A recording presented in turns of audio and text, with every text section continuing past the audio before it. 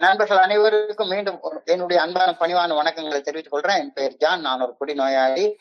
எல்லாம் வல்ல இறைவனோட அருளாலையும் தோழமையில் இணைந்து செயல்படுவதால் நான் பெற்றுக்கொள்ளக்கூடிய அனுபவம், தெம்பு, நம்பிக்கை ஆகியவற்றாலும் இன்னைக்கு ஒரே ஒரு நாள் நான் குடிக்கல, தெளிவாக மன நிறைவாக அமைதியாக வாழ என்னாலான எல்லா முயற்சிகளையும் செய்து கொண்டிருக்கின்றேன். நண்பர் செல்வராஜ் அவர்கள் குறிப்பிட்டது போல கோயம்புத்தூர் ஒருங்கிணைப்பு குழு மனசாட்சியின் தீர்மானத்தின் அடிப்படையில தினசரி இரவு 9:30 to 10:30 நடத்துற இந்த ஆன்லைன் மீட்டிங்ல 24 hours a day 24 மணித்துளிகள் ஒரு நாள் அப்படின்ற புத்தகத்துல இருந்து ஒவ்வொரு நாளும் ஒவ்வொரு பக்கமாக எடுத்து வாசித்து விளக்கம் பார்த்து கலந்தாய்வு செய்து கூட்டத்தை நடத்தி கொண்டிருக்கின்றோம். தொடர்ச்சியாக இன்றைக்கு நாம அடைந்திருக்கிற பக்கம் ஆகஸ்ட் மாதம் 15ஆம் நாள். இந்த ஆகஸ்ட் மாதம் 15ஆம் நாளுக்கான சிந்தனையை முதல்ல வாசிட்டு அதற்கப்புறமா அதனுடைய விளக்கம் கலந்தாய்வு கடந்து செல்வோம். இந்த ஆகஸ்ட் 15 சிந்தனையை வாசிப்பதற்கு நண்பர் செல்வராஜ் அவர்களை அன்போட பணிவோடு அழைக்கின்றேன். செல்வராஜ், ஆகஸ்ட் 15. நன்றி நன்றி நன்றி நன்றி நன்றி சார். நன்றி சார்.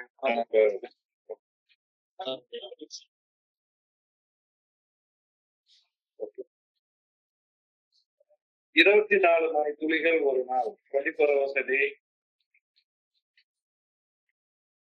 ஆகஸ்ட் 15. தோழமையின் இன்றைய சிந்தனை. ஒரு முறை குடிநோயாளி, வாழ்நாள் முழுமைக்கும் குடிநோயாளி. மது போதையற்ற உடல் நிதானத்துடன் ஓரளவு காலம் வாழ்ந்த பின்னர் ஒரு குடிநோயாளி மீண்டும் மது அருந்த தொடங்கினால் அவ்வாறு தொடங்கிய சிறிது காலத்திலேயே அவர் மிக மோசமான அடிப்பட்ட நிலைகளுக்கு கீழிறங்கி செல்வார். நம்மை நாமே குடிநோயாளிகள் என்று ஒப்புக்கொண்ட பின்னர் அவ்வாறு ஒப்புக்கொள்வதற்கு எந்தவித நிபந்தனைகளையும் நாம் பிடிக்கலாகாது. ஏதாவது ஒரு நாள் அதுவை தாங்கிக் கொள்ளும் தாங்கு திறனை நம் உடல் பெறும் என்ற மாயையான எண்ணம் நமது மனதில் ஒரு மூலையில் ஒளிந்திருப்பதை நாம் அனுமதிக்க கூடாது. மோசம் செய்யும் முதல் குடியை மீண்டும் குடிக்கும் பரிசோதனையை ஒரு குடிநோயாளி இவ்வகையான ஒளிந்திருக்கும் சிந்தனையால் தூண்டப்பட்டு மட்டுமே மேற்கொள்கின்றார். ஒளிந்திருந்து மேலாதிக்கம் செலுத்தும் குடிக்க வேண்டும் என்ற சிந்தனை குடிப்பதற்கு பல போலி சமாதானங்களை மனதிற்குள் கற்பித்த வண்ணம் இருக்கின்றது. மீண்டும் மதுவை அருந்துவது விளைவிக்க வல்ல கோரமான விளைவுகளை குறித்து இந்த தருணத்தில் குடிநோயாளி சிந்திப்பதே இல்லை. மது அருந்துவதற்கு போலி சமாதானங்கள் கூறுவதை நிறுத்திவிட்டேனா? இன்றைக்கான தியானம் ஒரு நல்ல செயல் நோக்கத்திற்காக இருவர் அல்லது மூவர் ஒன்றாக இணைகின்றார்களோ அங்கே அவர்கள் மத்தியில் எனது ஆற்றல் இருக்கும். இது இறையரும் பேராற்றல் வழங்கும் வாக்கு. இருவருக்கும் மேற்பட்ட மனிதர்கள் ஒன்றிணைந்து இறையரும் பேராற்றலின் விருப்பப்படி பணி செய்து கூடுவதை இறையரும் பேராற்றல் காண்கையில் தனது நல்ல ஒழுங்கான வழிகாட்டுதலை அக்குழுவில் இணைந்து செயல்படும் ஒவ்வொருவருக்கும் இறையரும் பேராற்றல் வெளிப்படுத்துகின்றது.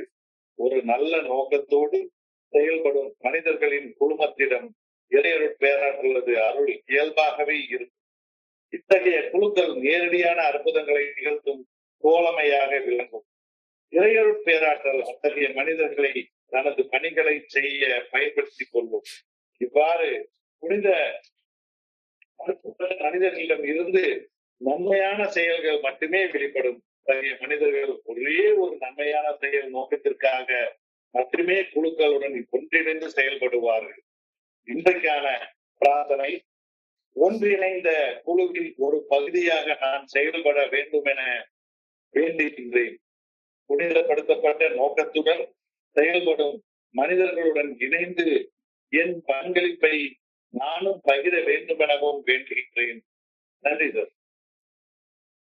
நன்றி நன்றி நன்றி செல்வராஜ். நன்றி செல்வராஜ். நண்பர்கள் அனைவருக்கும் மீண்டும் ஒரு முறை என்னுடைய அன்பான பணிவான வணக்கங்களை தெரிவித்துக் கொள்றேன். என் பெயர் ஜான். நான் குடிநோயாளி. எல்லாம் வல்ல இறைவனோட அருளாளி தோழமையில் இணைந்து செயல்படுவதால் நான் பெற்றுக்கொள்ளக்கூடிய அனுபவம், தெம்பு, நம்பிக்கை ஆகலாம். இன்னைக்கு ஒரே ஒரு நாள் நான் குடிக்கல, தெளிவாக மன நிறைவாக அமைதியாக வாழ என்னால் எல்லா முயற்சிகளையும் செய்து கொண்டிருக்கின்றேன். செயல் அடிமைத்தனம், அடிக்ஷன்.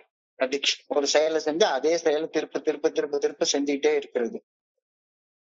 குடிச்சா குடிச்சுக்கிட்டே இருக்கிறது. மது அருந்தும் பழக்க அடிமைத்தனம், ஆல்கஹால் யூஸ் டிசார்டர், AUD அப்படின்னு சொல்லுவாங்க. இதை சுருக்கமா சொன்னா ஆல்கஹாலிசம், குடிநோய் அப்படின்னு சொல்லுவாங்க. குடிநோய், அந்த குடிநோயால பாதிக்கப்பட்ட ஒரு மனிதருடைய உடலும் மனமும் ஒரு சேர்ந்து பாதிக்கப்படுகிறது. உடம்பு மட்டுமில்ல, மனசும் சேர்ந்து பாதிக்கப்படுகிறது. இந்த அடிக்ஷன், இந்த குடிநோய் குணப்படுத்த முடியாத ஒரு நோய் அப்படின்னு ஏஏ சொல்லுது நம்ம கிட்ட. இந்த குடிநோய் குணப்படுத்த முடியவே முடியாத ஒரு நோய். ஒருவர் ஒரு முறை குடிநோய்க்கு ஆளாக்கி விட்டால் அந்த மனிதர் அவருடைய வாழ்நாள் முழுமையும் அந்த குடிநோய் பாதிக்கப்பட்ட நிலையில தான் வாழ்வார் அப்படின்ற கருத்து இன்னைக்கு சிந்தனையில அழுத்தம் திருத்தமாக ஆழமாக சொல்லப்பட்டிருக்கிறது. ஒரு முறை குடிநோயாளியாக மாறிவிட்ட ஒரு மனிதர் அவரால சாதாரண குடிகாரர்களை போல அவரால் அளவாக குடிக்க முடியாது.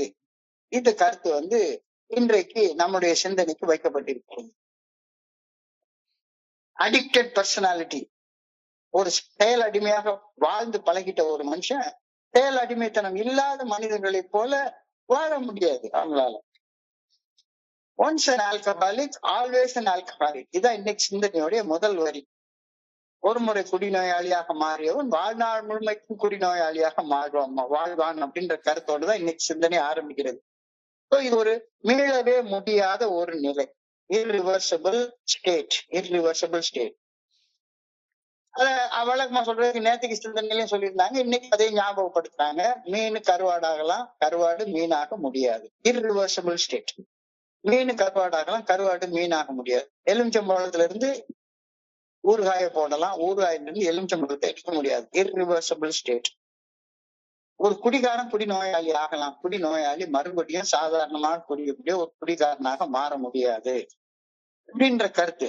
மீள முடியாத irreversible state. இத இன்னைக்கு கருத்துல சொல்றாங்க. மது அருந்தக்கூடிய பழக்க அடிமைத்தன கோளாறு,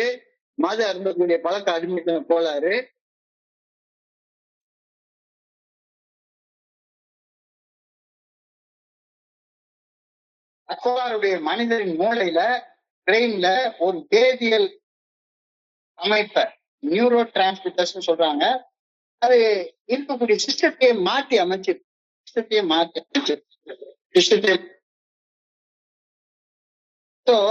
இந்த மாற்றத்தால குடிக்க முன்னால தன்னுடைய உணர்வு கட்டுப்பாட்டையும் பிறகு உடல்ல மது அருந்தும் அளவை கட்டுப்படுத்தும் ஆற்றலையும் அந்த குடிநோயாளி இழந்து போயிட்டார். பிரெயினே வேற ஒரு வகையாக மாற்றி அமைக்கப்பட்டு விடுகின்றது.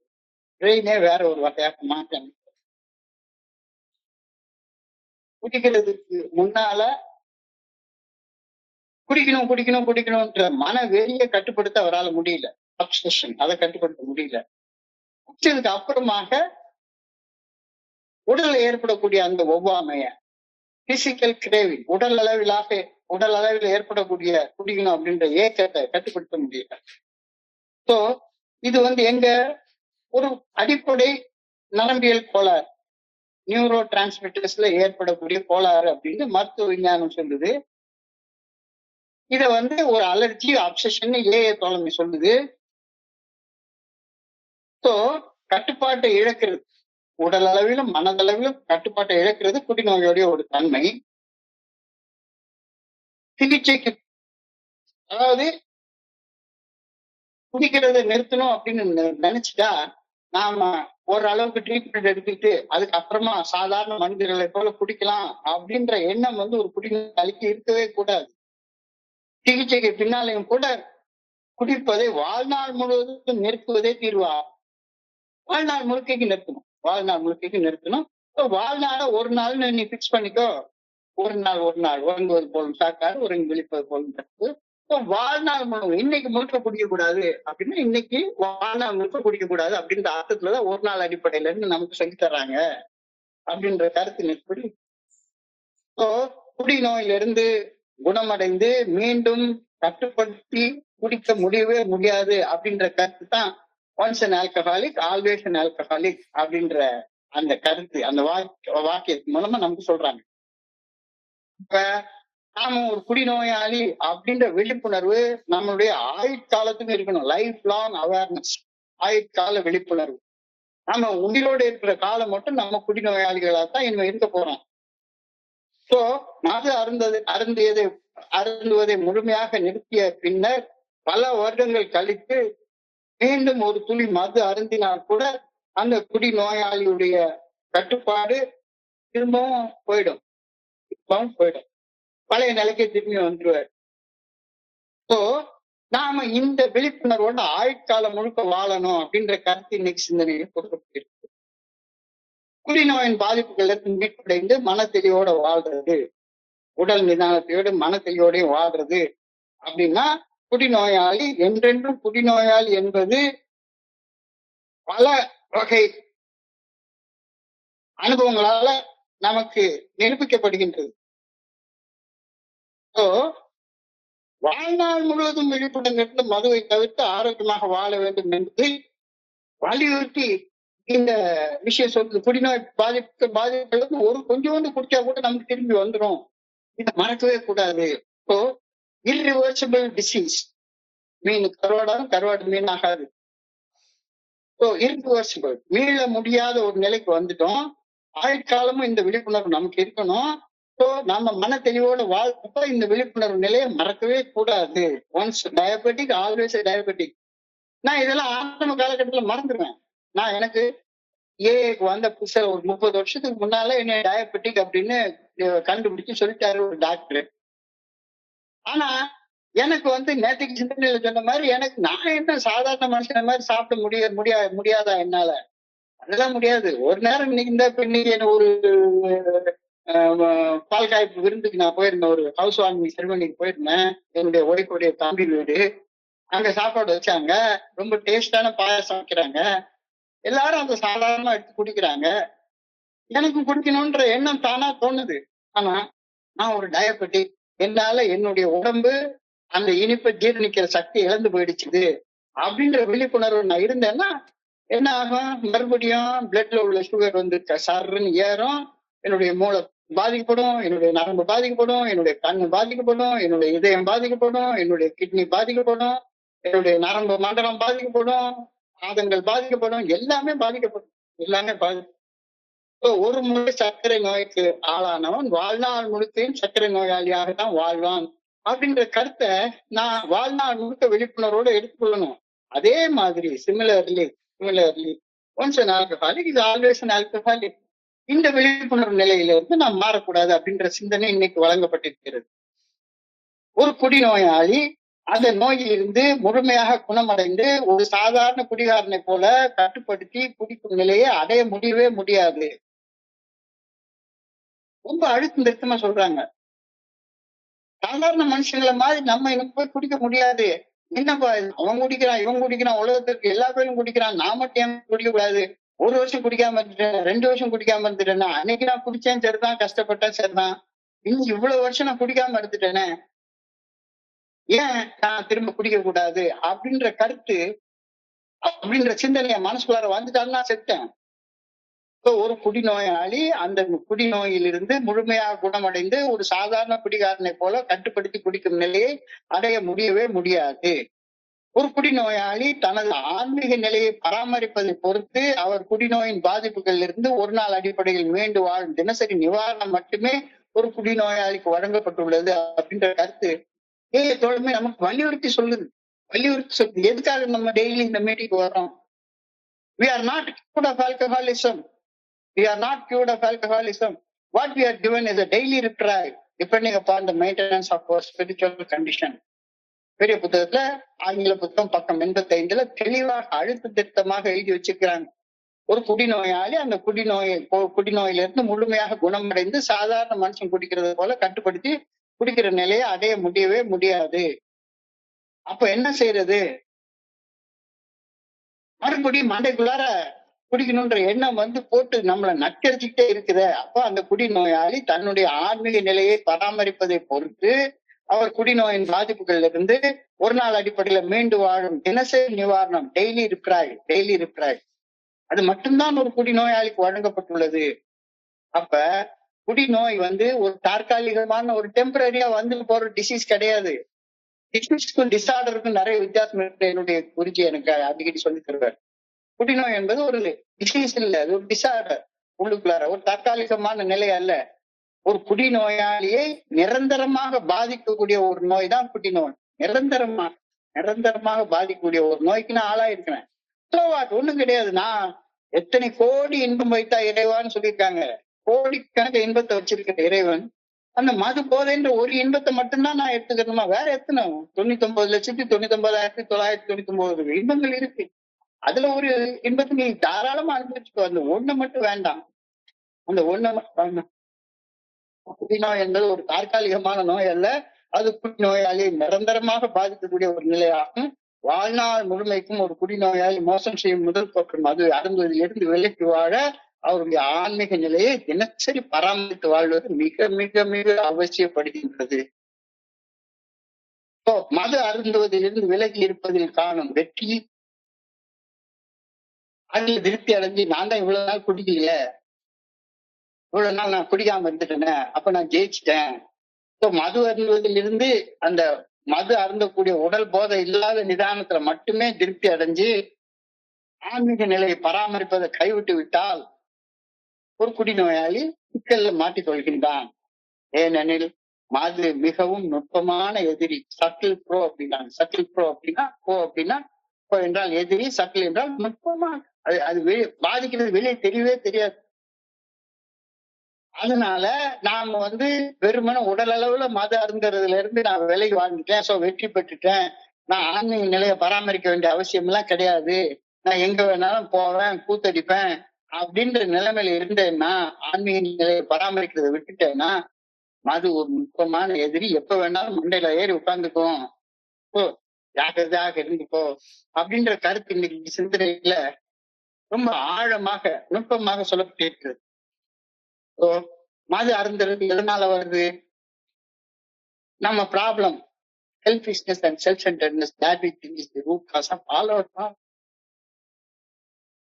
மது அருந்துவது இந்த தன்னலத்தாலும் தன்மணிப்பாலும் நாம செயல்படுவதோடைய ஒரு சின்ன வெளிப்பாடு, டிப் ஆஃப் த ஐஸ்பர்க்னு சொல்லுவாங்க. தனி மலை உள்ள மூழ்கி கிடக்க அதோடைய ஒரு நுனி மட்டும்தான் தெரியும். வெறுமன நுனி தெரியாம மறைச்சு வச்சுட்டா முழுசு நோய் உள்ள பெரிய பனி மலையாட்ட கிடக்குது.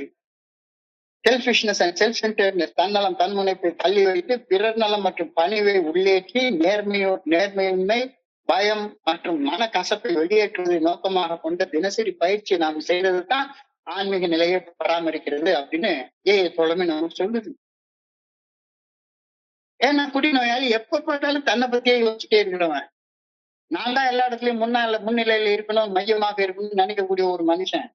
தன்னலம் தன்முனைப்பை தள்ளி வைத்து, தன்னலம் இருக்கிற இடத்துல என்னுடைய சக மனிதர்களுடைய நலம், தன்முனைப்பு இருக்கிற இடத்துல பணிவு, இத உள்ள கொண்டு வந்துட்டு டிஸ்ஆனஸ்டி நேர்மையின்மை, பயம் மற்றும் ரிசன்மெண்ட் மனக்கசப்பு இதை வெளியேற்றி அந்த மாதிரி வாழ்க்கை வாழ்றத தினசரி பயிற்சி செய்யறது தான் நம்ம ஆன்மீக நிலையை பராமரிக்கிறது.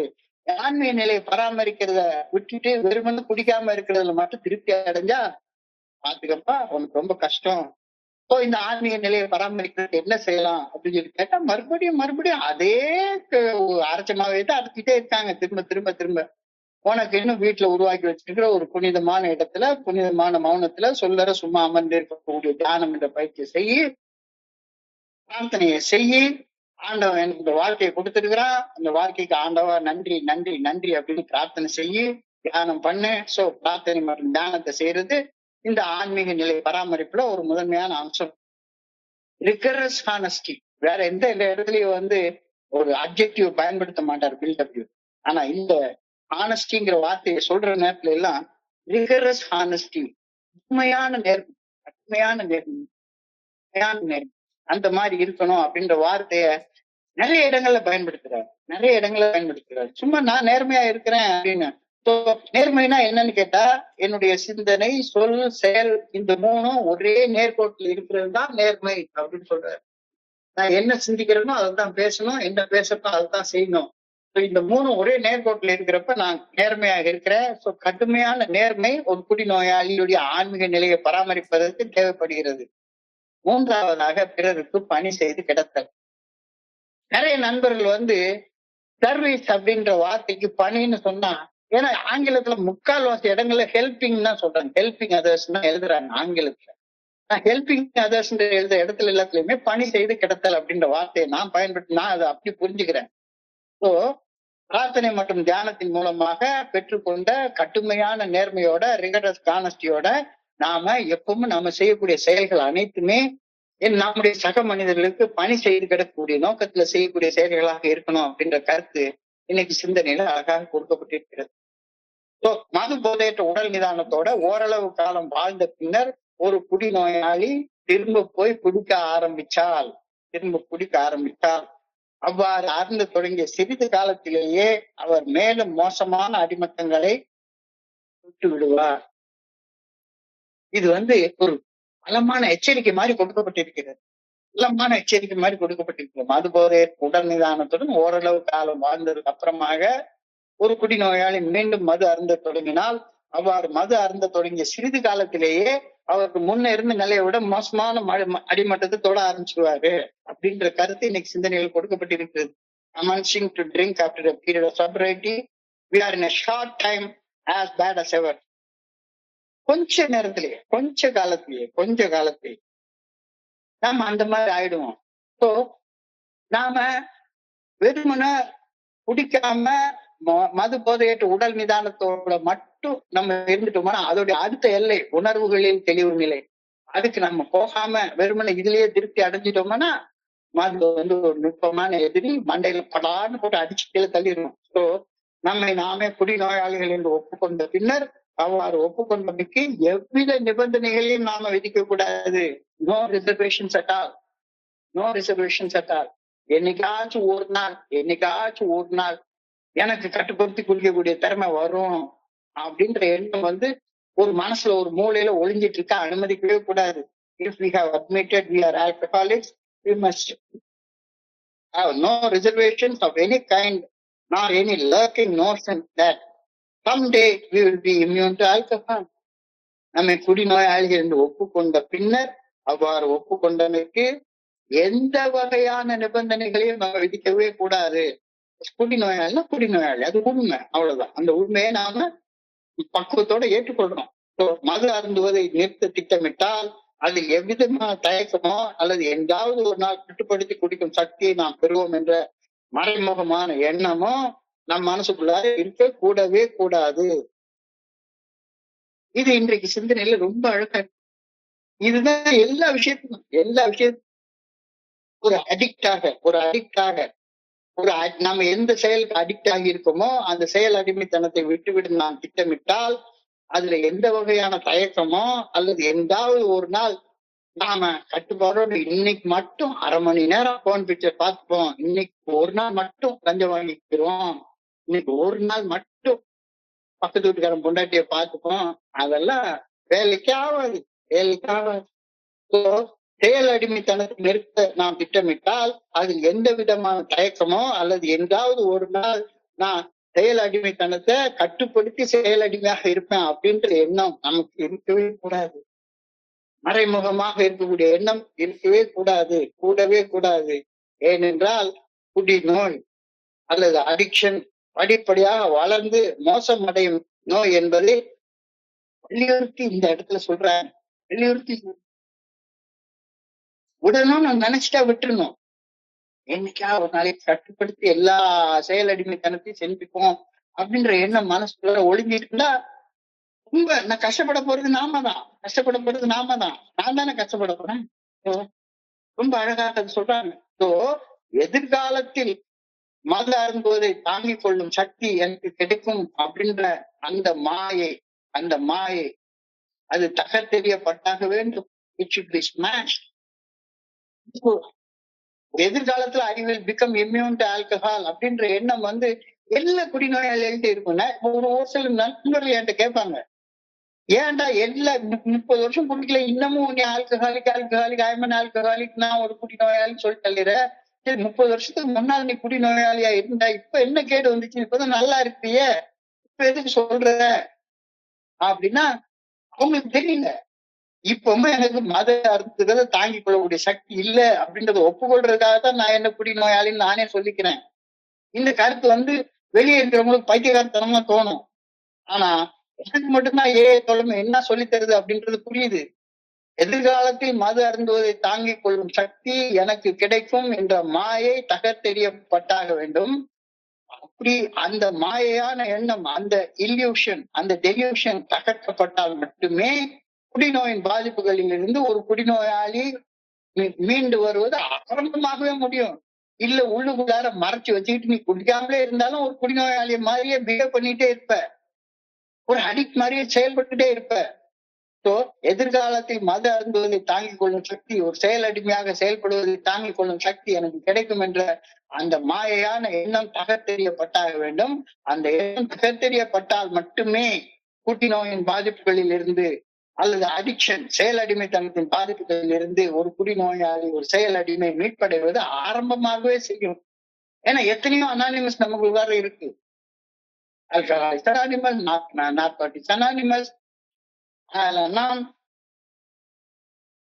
Nicotine anonymous, gamblers anonymous, sexaholic anonymous, 1008 gamblers anonymous, எல்லா அனானிமஸ் இருக்கு. சோ இந்த அனானிமஸ் என்ன, எதிர்காலத்துல என்னைக்காவது ஒரு நாளைக்கு நான் கட்டுப்படுத்தி சூதாட முடியும் அப்படின்னு ஒரு கேம்ப்ளர்ஸ் அனானிமஸ் மெம்பர் நினைச்சான்னா அவனுடைய அந்த மாயை தகர்த்தெறியப்பட்டாக வேண்டும். First bet touch the damage அப்படின்னு சொல்லுவாங்க கேம்ப்ளர்ஸ் அனானிமஸ். நம்மளுக்கும் அதே இது பொருந்தும். ஸோ இந்த ஒப்புக்கொள்தல் வந்தால் மட்டுமே குடிநோயின் பாதிப்புகளில் இருந்து ஒரு குடிநோயாளி மீட்படைவது ஆரம்பமாகவே செய்யும். முதல் படியில அப்பதானே காலடி எடுத்து வைக்கணும். இது ஒரு தனி மனிதன், ஒரு தனி நபர் தனது நிலையை முழுமையாக ஏற்றுக்கொண்டு ஒரு புதிய வாழ்க்கை முறையை தேட முதல் படியை அமைத்து கொடுக்கின்றது. ஃபர்ஸ்ட் ஸ்டெப் அமைச்சு கொடுக்குது. இந்த ஃபர்ஸ்ட் ஸ்டெப்ல ஏறாம எப்படி நீ செகண்ட் ஸ்டெப்புக்கு போற அப்படின்ற கேள்விதான் இன்னைக்கு கேட்கப்பட்டிருக்கிறது. மோசம் செய்யும் முதல் குடியை மீண்டும் குடித்து பார்க்கலாம் அப்படின்ற எக்ஸ்பெரிமெண்ட், அப்படின்ற பரிசோதனை ஒரு குடிநோயாளி இவ்வகையாக ஒளிந்திருக்கும் சிந்தனையால தூண்டப்பட்டு மட்டும்தானே செய்யறான். உள்ளுக்குள்ளார ஒரு மூலையில ஒரு எண்ணம் ஒளிஞ்சிருக்கு. இன்னைக்காச்சும் ஒரு நாளைக்கு என்னால குடிக்க முடியும், இன்னைக்காச்சும் ஒரு நாளைக்கு என்னால கட்டுப்படுத்தி போன் பிக்சரை பாத்துட முடியும், என்னைக்காச்சும் ஒரு நாளைக்கு நான் கட்டுப்படுத்தி திருடிட முடியும், யாருக்கும் தெரியாம திருடிட முடியும். இந்த எண்ணம் எல்லாம் உடைச்செறியப்பட்டாக வேண்டும். இந்த எண்ணங்கள் எல்லாம் உடைச்செறியப்பட்டாக வேண்டும். மோசம் செய்யும் முதல் செயல் அடிமைத்தனமான செயலை செய்து பார்க்கணும் அப்படின்னு அந்த பரிசோதனையை ஒரு குடிநோயாளி அவன் மனசுக்குள்ளார ஒளிஞ்சிருக்கக்கூடிய இந்த வகையால எண்ணத்தால தூண்டப்பட்டு மட்டுமே செய்கின்றான் அப்படின்ற சிந்தனை இன்னைக்கு சொல்லப்பட்டிருக்கிறது. What's our thinking dominates an alcoholic or an addict who repeats time after time the desperate experiment of the first drink or the first addictive action. உள்ள என்ன சித்தனை ஓடிட்டு இருக்கு நல்லா தெரியுது. அது நானே சொந்த செலவுல சூனியம் வச்சுக்கிறேன்னு நல்லா தெரியுது. ஆனா அதை ஏன் செய்யலாம்? What sort of thinking dominates an alcoholic? அது அந்த சிந்தனை அவன் தலைக்கு மேல உட்கார்ந்துட்டே இருக்குது. Repeats time after time the desperate experiment of the first drink or the first addictive action. ஏன் செய்யறான்? ஒளிந்திருந்து மேலாதிக்கம் செலுத்தும் குடிக்க வேண்டும் என்ற சிந்தனை குடிப்பதற்கு பல போலி சமாதானங்களை மனசுக்குள்ளார அற்பித்த வண்ணம் இருக்கின்றது. ஒண்ணு செய்யாது. ஒரு சின்ன சாத்தான் பக்கத்துல சொந்தம் இன்னைக்கு உட்கார்ந்துட்டு இருக்க கூட ரொம்ப சொந்தக்காரங்க இருப்பாங்க. இன்னைக்கு ஒரு நாள் பாயாசம் சாப்பிடுங்க, ஒரு நாள் சாப்பிட்டதுனால என்ன ஆயிரும்? ஒன்னும் ஆயிடாது. ஒரு நாள் சாப்பிடுங்க. இன்னைக்கு ஒரு நாள் குடிச்சுக்கப்பா, இன்னைக்கு ஒரே ஒரு நாள் போன் பிக்சர் பாத்துக்கப்பா, இன்னைக்கு ஒரே ஒரு நாள் ஒருத்தி அவளா கையை காட்டுறா, வலிய விழுறா, வலையில அவளா விழுறா. ஒரே ஒரு ஒளிந்திருந்து மேலாதிக்கம் செலுத்தும் செயல் அடிமைத்தனமான சிந்தனைகள் அந்த செயல் அடிமைத்தனமான செயலை செய்வதற்கு பல போலி சமாதானங்களை நம்ம மனசுக்குள்ள உருவாக்கும், அற்பித்த வண்ணம் இருக்கும். parallel with some sound reasoning, the invariably brings some insanely trivial excuse for taking the first drink or doing the first addictive action. உள்ளார கடந்து ஏதோ ஒண்ணு ஒரு போலியான சமாதானத்தை, some trivial excuse, ஒரு பொதுவான சமாதானத்தை சொல்லிட்டே இருக்கும். ஒண்ணும் செய்யாது. என்ன ஆயிடும்? Life short, make it sweet. இன்னைக்கு ஒரு நாளைக்கு உள்ளுக்குள்ளார இருந்து அந்த சாத்தான் ஓதிக்கிட்டே உட்கார்ந்துருக்கும். Parallel with sound reasoning, there invariably runs some insanely trivial excuse for taking the first drink or doing the first addictive action. மீண்டும் மதுவை அருந்துவது விளைவிக்க வல்ல மிக கோரமான விளைவுகள் குறித்து அந்த தருணத்துல குடிநோயாளி சிந்திக்க மாட்டான். சிந்திக்க மனசு பிளாங்க் ஆயிடும். அந்த நேரத்துல எல்லாமே சிந்தனை முழுக்க இந்த நேரத்துல இதை செஞ்சுப்போம், நாளை பாத்துக்கலாம், நாளை முதல் குடிக்க மாட்டேன், சத்தியமடி தங்கம், இன்னைக்கு ராத்திரிக்கு நான் தூங்கணும், ஊத்திக்கிறேன் கொஞ்சம், நாளைக்கு முதல் நான் போன் பிக்சர் பார்க்க மாட்டேன், சத்தியமடி தங்கம், இன்னைக்கு ராத்திரிக்கு நான் தூங்கணும், இல்லைன்னா என்னால முடியாது அப்படின்னு அவனுக்கு ஏதாச்சும் ஒரு சமாதானத்தை சொல்லிக்கொண்டே இருக்கும். parallel with some sound reasoning. அது நமக்கு உண்மையான காரணம் போல தோணும். there invariably runs some insanely trivial excuse for taking the first drink or doing the first addictive action. மீண்டும் மது அருந்துவது விளைவிக்க வல்ல கோரமான விளைவுகள் குறித்து அந்த தருணத்தில் குடிநோயாளி சிந்திக்கவே மாட்டான். there is little thought of what the terrific consequences may be. கோரமான விளைவு உண்டாகுன்றது அந்த நேரத்துக்கு தெரியவே தெரியாது. குடிச்சதுக்கு அப்புறம் தான் ஐயோ குடிச்சிட்டனே அப்படின்னு புலம்ப ஆரம்பிக்கிறது. மது அருந்துவதற்கு செயல் அடிமையாக செயல்படுவதற்கு போலி சமாதானங்கள் கூறுவதை நான் நிறுத்தி விட்டேனா? ஒரு போலியான சமாதானங்கள் சொல்றது நான் நிறுத்திட்டேனா? அதான் இன்னைக்கான கேள்வி. Have I given up all excuses for taking the first thing or doing the first addictive action? உன்னையே கேட்டுக்கோ. உள்ளுக்குள்ளார ஒரு சமாதானம், ஒரு போலியான சமாதானத்தை எனக்குள்ளாரே நான் உருவாக்கி கொண்டுட்டு இருப்பேன். அதை விட்டுட்டேன்னா இன்னமும் செயல் அடிமையாக செயல்பட சமாதானங்களை கூறி தெரிந்து கொண்டிருந்தால் இன்னைக்கு தியானத்தில் கலந்துக்கும். ஏன்னா அந்த மண்டை உள்ளுக்குள்ளார செயல் அடிமையாக செயல்படுவதற்கு ஒரு சமாதானத்தை சொல்லிக்கிட்டே இருக்குது. So it is too much for us as an individual to overcome this addiction, overcome the alcoholism. இது தெளிவா தெரிஞ்சு போச்சு. அப்ப இன்னைக்கு தியானத்துடைய முதல் வரி ரொம்ப அழகா சொல்லியிருக்காங்க. நீ என்னவாக மாற நினைக்கிறியோ அவ்வாறு மாறி இருக்கிற மனுஷனோட எப்படி சேர்ந்துக்கோ. குடிக்காம இருக்கணும்னா ஏற்கனவே குடிக்காம இருக்கிற மனுஷனோட நீ தோழமையில போய் இணைஞ்சிக்கோ. குடிக்கிற இடத்துக்கு போகாத, குடிக்கிற நண்பர்களை பார்க்காத, சாவு வீட்டுக்கு போகாத, இளவு வீட்டுக்கு போகாத, கல்யாணத்துக்கு போகாத. ஏன்? அங்கதான் மது பரிமாற போறோம், அந்த இடங்களுக்கு நீ அவாய்ட் பண்ணு. சோ அதை இன்னைக்கு ரொம்ப அழகாக சொல்லியிருக்காங்க. நல்ல செயல் நோக்கத்திற்காக இருவர் அல்லது மூவர் ஒன்றாக இணைந்திருக்கிறார்களோ இங்கே அவர்கள் மத்தியில் என்னுடைய ஆற்றல் இருக்கும் அப்படின்னு இறையருட்பேராற்றல் வாக்குறுதி கொடுக்குது. நல்ல யோசிச்சு பாருங்க. where two or three are banded together, I will be there in their midst. எங்க 2 அல்லது 3 மனிதர்கள் ஒரு குறிப்பிட்ட செயல் நோக்கத்திற்காக, ஒரு நல்ல செயல் நோக்கத்திற்காக ஒன்று கூடுகிறார்களோ அங்க அவங்க மத்தியில நான் இருப்பேன், என்னுடைய ஆற்றல் இருக்கும் அப்படின்னு கடவுள் நமக்கு வாக்குறுதி கொடுக்கிறாரு. where two or three are banded together, I will be there in their midst அப்படின்னு சொல்றாரு. என்னால தனியாக இதை பண்ண முடியல. Once an alcoholic, always an alcoholic. என்னால தனியாக பண்ண முடியல. அப்போ அந்த விஷயத்தை ஏற்கனவே செஞ்சு முடிச்ச மனிதர்களோட தோழமையில போய் நீ சேர்ந்துக்கோ. ஏன்னா அவங்க மத்தியில கடவுளுடைய ஆற்றல் இருக்குது. இருவருக்கும் மேற்பட்ட மனிதர்கள் ஒன்றிணைந்து இறையருட் பேராற்றலின் விருப்பப்படி பணி செய்து வாழ கூடுவதை இறையருட் பேராற்றல் காணும் போது தனது நல்ல ஒழுங்கான வழிகாட்டுதலை அந்த குழுவில் இணைந்து செயல்படும் ஒவ்வொரு தனி மனிதருக்கும் இறையருட் பேராற்றல் வெளிப்படுத்துகின்றது, வழங்குகின்றது அப்படின்ற கருத்து இன்னைக்கு தெளிவாக அழகாக சொல்லப்பட்டிருக்கிறது. தனி மனுஷனாக முடியாது. இருவருக்கும் மேற்பட்ட மனிதர்கள் ஒன்றிணைந்து கடவுள் எப்படி வாழணும் விரும்புறாரோ அந்த விருப்பப்படி பணி செய்து வாழ கூடும் போது அந்த கூட்டத்தை இறைவன் பார்க்கும்போது தனது நல்ல ஒழுங்கான வழிகாட்டுதலை அந்த குழுவில இணைந்து செயல்படும் ஒவ்வொருவருக்கும் வழங்குகின்ற, தனித்தனி மனிதர்களுக்கும் வழங்குகின்றார். When God finds 2 or 3 people in union who only want his will to be done, who only want to serve him. He has a plan that can be revealed to them. அவருடைய நல்ல ஒழுங்கான வழிகாட்டுதல் வெளிப்படுத்தப்படும். யாருக்கு?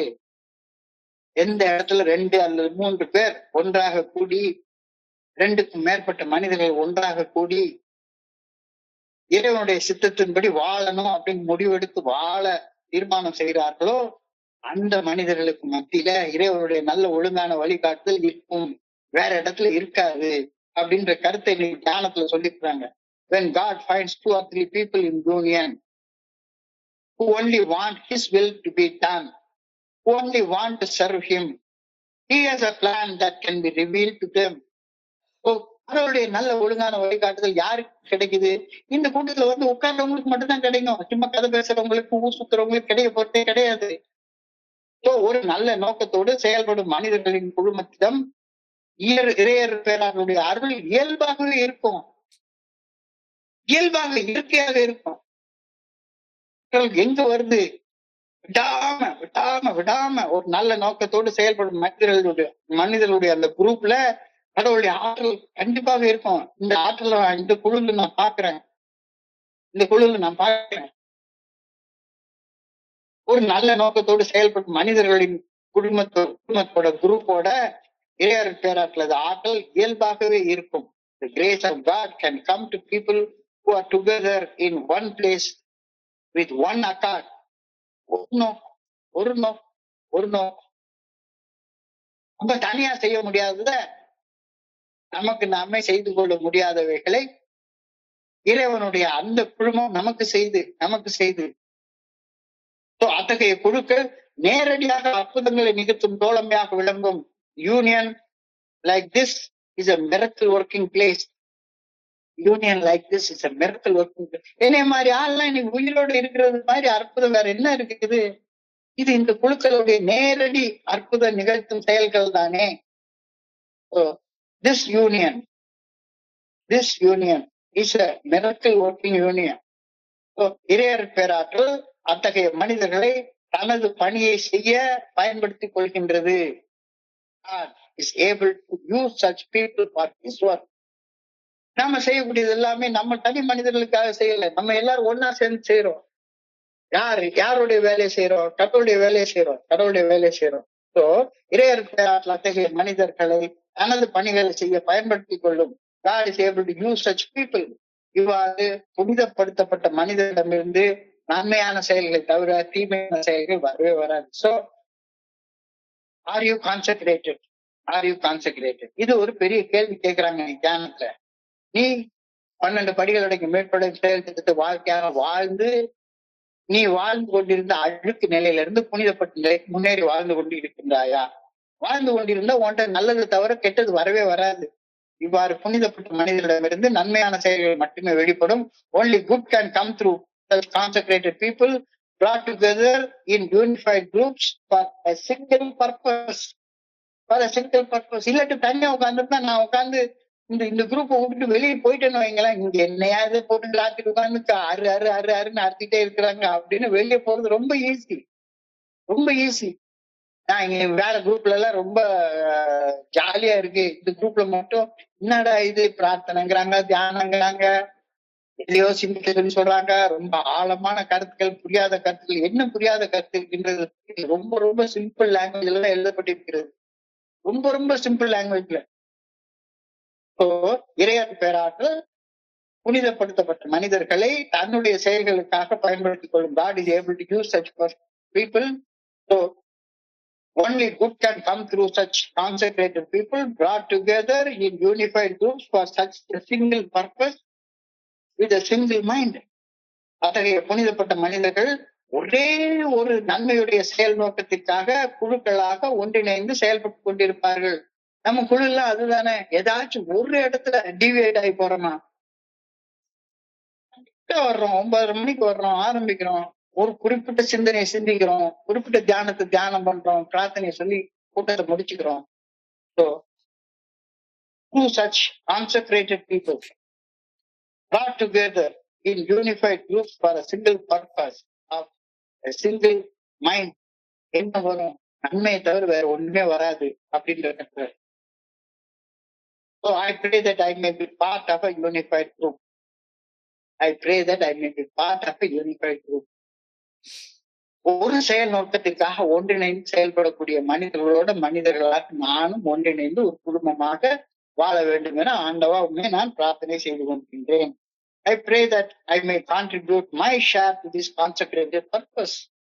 அந்த புனிதமான நோக்கம், consecrated பர்பஸ்னா புனிதமான நோக்கம், புனிதப்படுத்தப்பட்ட நோக்கத்துடன் செயல்படும் புனிதர்களுடன் இணைந்து நானும் என்னுடைய பங்களிப்பை பகிர வேண்டும் என ஆண்டவா உண்மை பணியோடு கேட்டுக்கிறேன். எவ்வளவு எளிமையான சிந்தனையா கொடுத்திருக்கிறாங்க. என்னால once and alcoholic, always alcoholic. என்னால இது பண்ண முடியாது, ஒரு செயல் அடிமையாக என்னால முடியாது, தனியாக செய்ய முடியாது. தனியாக செய்ய முடியாத விஷயத்தை நீ என்ன பண்ண, அந்த விஷயத்தை ஏற்கனவே செய்து கொண்டிருக்கிற நண்பர்களுடைய குழுமத்தோட சேர்ந்துக்கோ. அப்படிப்பட்ட குடும்பத்துல யார் செயல்படுறா? மனிதர்கள் செயல்படல, இறை ஆற்றல் செயல்படுகின்றது. அந்த இறை ஆற்றலோட நீங்க சேர்ந்துக்கோ. அந்த இறை ஆற்றல் புனிதப்படுத்தப்பட்ட நோக்கத்தோட வாழும் மனிதர்கள்ட்ட நல்லதை தவிர வேற ஒண்ணுமே நடக்காது அப்படின்ற கருத்து ரொம்ப அழகாக சொல்லப்பட்டிருக்கிறது. I pray that I may be part of this unified group. ஒன்றிணைந்த குடும்பத்தின் ஒரு பகுதியாக நான் செயல்பட வேண்டும் என வேண்டுகின்றேன். புனிதப்படுத்தப்பட்ட நோக்கத்துடன் செயல்படும் மனிதருடன் இணைந்து நானும் என்னுடைய பங்களிப்பை பகிர வேண்டும் என பணியோட வேண்டிக் கொள்கின்றேன். I pray that I may contribute my share to this consecrated purpose. ரொம்ப அழகாக எழுதி முடிச்சிருக்கிறாங்க. சோ இன்றைய சிந்தனையை ஒரு 2 நிமிஷத்துல நம்ம சுருக்கமாக பார்ப்போம். Once an alcoholic, always alcoholic. ஒரு முறை குடிநோயாளி, வாழ்நாள் முழுமைக்கும் குடிநோயாளி. அது போதையற்ற உடல் நிதானத்துடன் ஓய்வு காலம் வாழ்ந்த பின்னர் மீண்டும் மது அருந்த தொடங்கினால், அவ்வாறு தொடங்கிய சிறிது காலத்திலேயே மிக மோசமான அடிமட்ட நிலைக்கு நாம கீழே இறங்கி போயிடுவோம். நம்மை நாமே குடிநோயாளிகள் என்று ஒப்புக்கொண்ட பின்னர், அப்படி ஒப்புக்கொண்டதற்கு எவ்வித நிபந்தனைகளையும் நாம் விதிக்கலாகாது. என்னைக்காவது ஒரு நாள் மதுவை தாங்கிக் கொள்ளும் தாங்கு திறன் நம்முடைய உடல், தாங்கு திறனை நம்முடைய உடல் பெறும் அப்படின்ற நப்பாசை வரவே கூடாது. ஒரு மூலையில ஒளிந்திருக்கிறத அனுமதிக்கவே கூடாது. மோசம் செய்யும் முதல் குடியை மீண்டும் குடிக்கக்கூடிய பரிசோதனை ஏன் ஒரு குடிநோயாளி செஞ்சு பாக்குறான்? இன்னைக்கு ஒரு நாள் அப்படின்னு ஏன் செஞ்சு பார்க்கலாம்? ஒண்ணும் ஆயிடாது அப்படின்ற ஒரு ஏதோ ஒரு தாக்கு போக்கு மனசுக்குள்ளார ஒரு மூலையில ஒழுங்கி கேளுக்கு. அதனாலதான் அப்படி பண்றான். ரொம்ப ரொம்ப ரொம்ப அழகாக அது சொல்லப்பட்டிருக்கிறது. மது அர்த்தம் பழக்க அடிமைத்தனம் ஒரு மீள முடியாத நிலை. It is irreversible state. Once an alcoholic, always an alcoholic. இந்த விழிப்புணர்வு நம்முடைய ஆயுசு முழுக்க நம்மளுக்கு இருக்கணும். ஆயுட்கால விழிப்புணர்வு. ஆயுட்காலம் முழுக்க நாம இருக்கணும். அப்போ ஆயுட்காலம் முழுக்கன்றப்ப மலைப்பாகுது. உன்னுடைய ஆயுள ஒரு நாள்னு வச்சுக்கோ.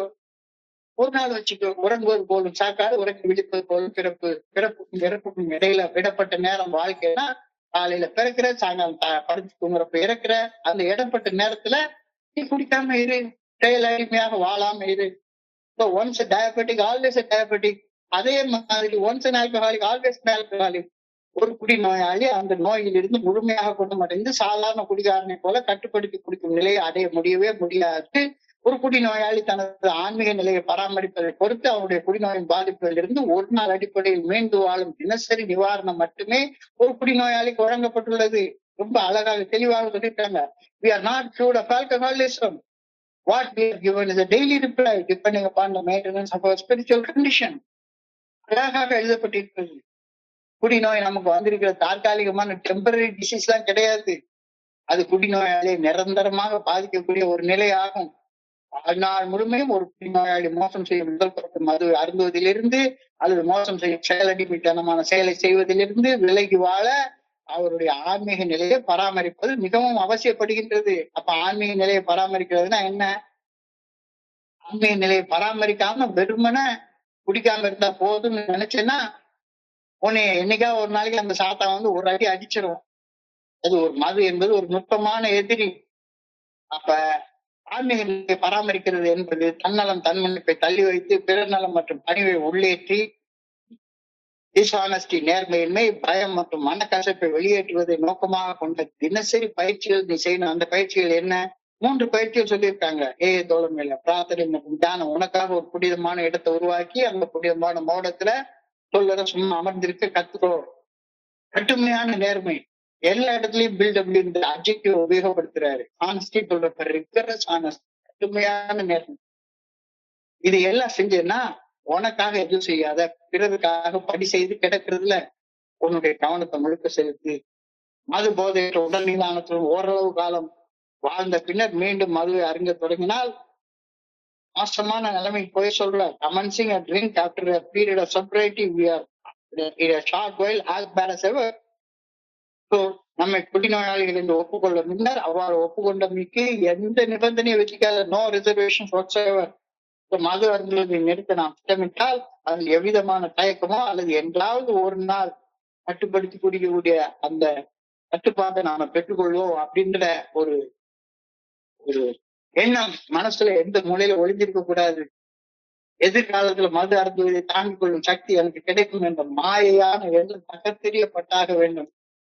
அப்பொழுது மட்டும்தான் குடிநோய் பாதிப்புகளில் இருந்து மீட்பு ஆரம்பிக்கவே செய்யும். மோசம் செய்யும் முதல் குடியை மீண்டும் குடித்து பார்க்கலாம் என்ற பரிசோதனை ஏன் செய்யறான் ஒரு குடிநோயாளி?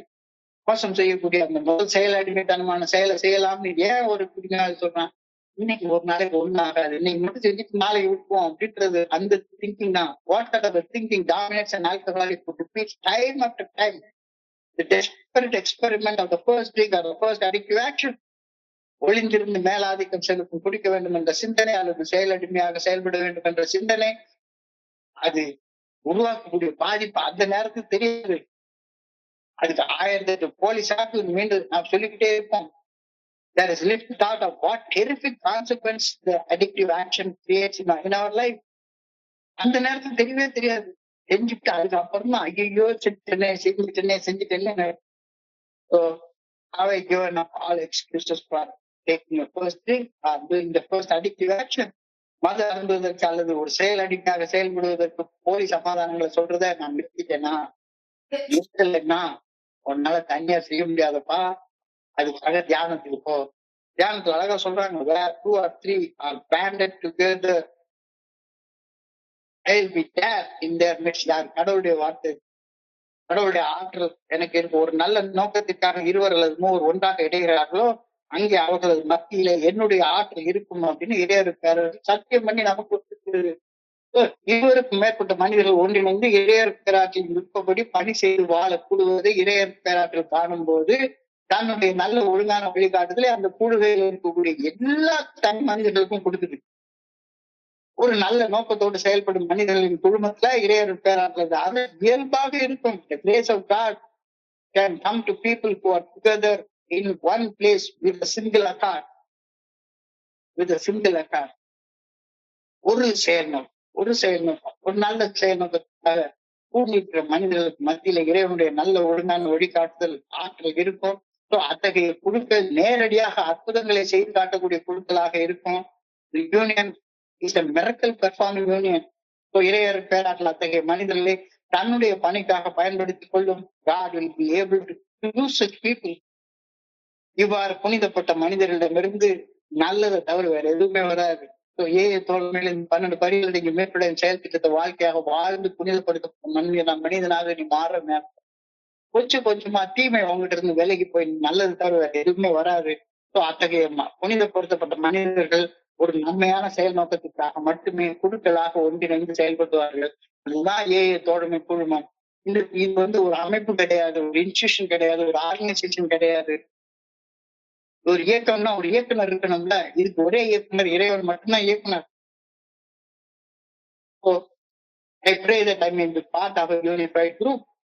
ஒன்றிணைந்த ஒரு குழுவின் பகுதியாக நான் செயல்பட வேண்டும் என ஆண்டவரை பண்ணோடு வேண்டுகின்றேன்.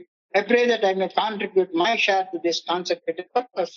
புனிதப்படுத்தப்பட்ட நோக்கத்துடன் செயல்படும் மனிதர்களுடன் இணைந்து நானும் புனிதப்படுத்தப்பட்ட அந்த செயல் செய்வதற்கு என்னுடைய பங்களிப்பை கொஞ்சம் கொஞ்சமா கொடுக்கணும் அப்படின்னு ஆண்டவா அவங்க பணியோட வேண்டிக் கொள்கின்ற பிரேயரோட இன்னைக்கு சிந்தனை நிறைவு பெறுகின்றது. இன்றைய சிந்தனையை வாசிக்கிறப்ப என் மனதை கடல் சென்ற சிந்தனைகளை உங்களோட பகிர்ந்து கொள்ள இந்த நல்ல வாய்ப்பு உருவாக்கி கொடுத்திருக்க குழுவிற்கு என்னுடைய பணிவான நன்றியை தெரிவித்துக் கொள்றேன். இதுவரைக்கும் பொறுமையாக கேட்ட ஒவ்வொரு நண்பருக்கும் என்னுடைய பணிவான நன்றிகள். இந்த இரவு பொழுது நண்பர்களுக்கு இனிமையான இரவாக அமைய பணியோட வேண்டிக் கொள்கின்றேன். நன்றி நன்றி நன்றி நன்றி நன்றி நன்றி. வாழ்க வையகம், வாழ்க வளம். Thank you so much, thank you so much, thank you so much.